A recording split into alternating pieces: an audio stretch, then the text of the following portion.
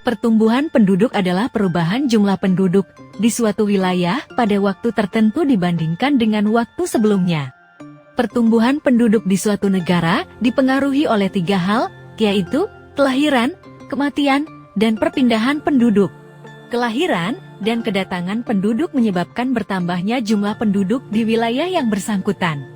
Kematian dan perpindahan keluar menyebabkan berkurangnya jumlah penduduk di wilayah tersebut.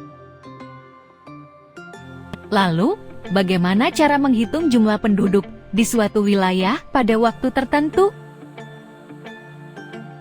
Untuk menghitungnya, kita dapat menerapkan fungsi eksponen. Lalu, apakah fungsi eksponen itu?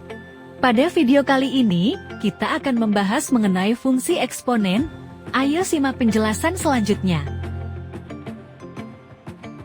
Fungsi eksponen adalah fungsi yang memuat bentuk eksponen. Bentuk umumnya adalah sebagai berikut. Di mana N adalah suatu konstanta, A bilangan pokok atau basis dengan A lebih besar dari 0, dan A tidak sama dengan 1, X adalah sebarang bilangan real. Fungsi eksponen dibagi menjadi 2 bentuk, yaitu pertumbuhan eksponen dan peluruhan eksponen.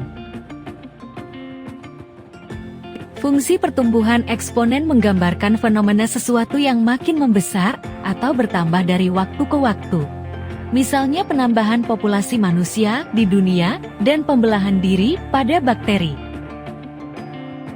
Berikut ini merupakan grafik fungsi pertumbuhan eksponen. Fungsi peluruhan eksponen menggambarkan fenomena sesuatu yang makin mengecil atau berkurang dari waktu ke waktu.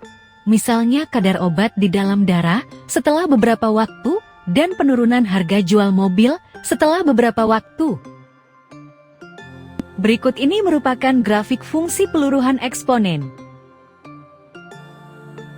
Untuk membantu kalian lebih memahami fungsi eksponen, telah disiapkan aktivitas siswa berbasis masalah kontroversial matematika.